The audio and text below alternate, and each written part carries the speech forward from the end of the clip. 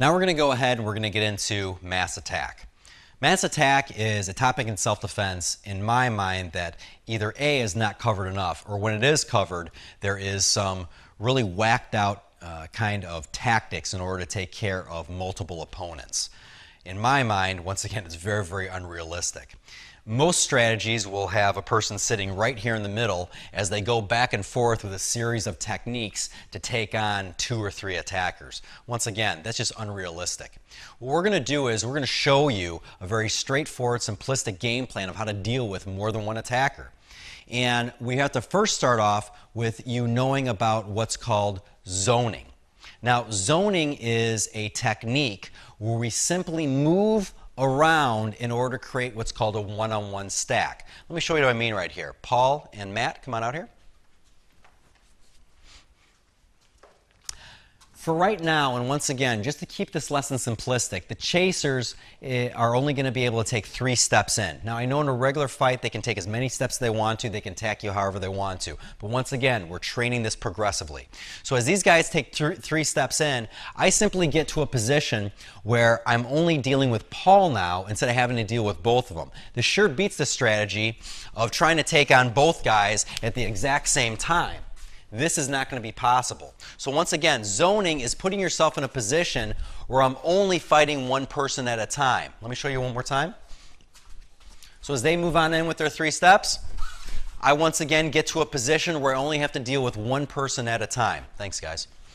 So what we're going to do is we're going to create this into a nice little drill format. And that drill format is going to be such where you're going to have 2 chasers. It's actually going to be Matt and Jeremy. Take a maximum of 3 steps in. Paul, on the other hand, is just simply going to zone or move around to a position where he creates a one-on-one stack.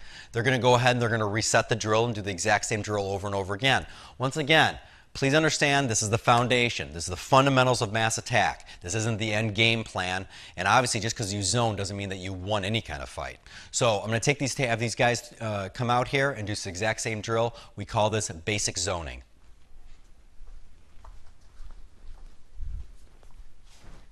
Set, go. Reset, set, go. Reset, set, go. Reset, set, go. Reset, set, go. Time.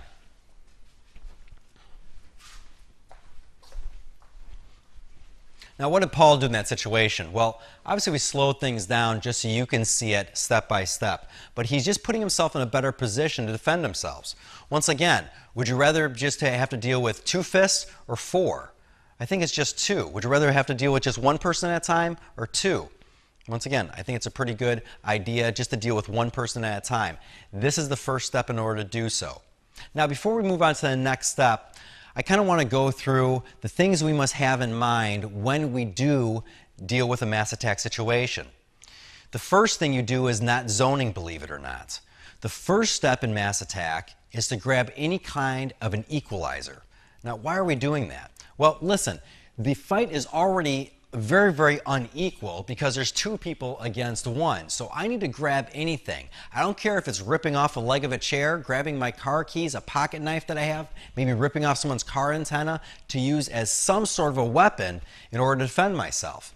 A weapon will help even up the score as far as this kind of a situation goes. So the first step is an equalizer. The second step, that's where the zoning comes on in. I don't care if we could find a weapon or we couldn't find a weapon. We have to go ahead and zone ourselves to a position where we just fight 1 person at a time, even if we do have a weapon. So we have grab an equalizer, zoning, and then the last one is footwork, which we'll get to in the next lesson.